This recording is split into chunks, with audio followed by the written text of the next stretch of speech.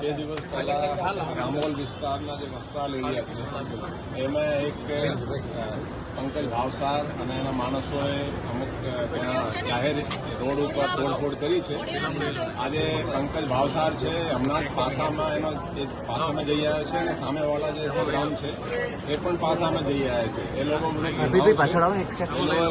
એ લોકોએ જાહેરમાં જે બળા એ ફેલાવવાની કોશિશ કરી છે એની અમે બહુ ગંભીર નોંધ લીધી છે અને પોલીસ ખૂબ જ કડક કાર્યવાહી એમાં કરી રહી છે. અત્યાર સુધી 14 આરોપીઓ આપણે પકડી લીધા છે. એમાં એક જુવેનાઇલ છે અને 13 બીજા આરોપીઓ છે. 13 આરોપીઓ છે અત્યારે 4 દિવસની રિમાન્ડ ઉપર છે અને એ લોકોએ જે ગેરકાયદેસર જે અહીંયા જે બાંધકામ કર્યા છે એ કોર્પોરેશન એને ડિમોલિશ પણ કરી રહી છે અને આપણે પોલીસ બંદોબસ્ત આ અંગે આપેલા છે.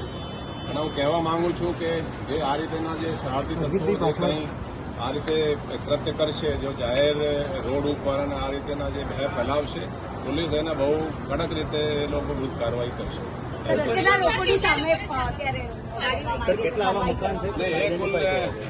પૈકી 7 જે આરોપીઓ છે એના પ્રોપર્ટી કોર્પોરેશન તરફથી આઈડેન્ટિફાઈ થઈ છે જે બાંધકામ ગેરકાયદેસર છે.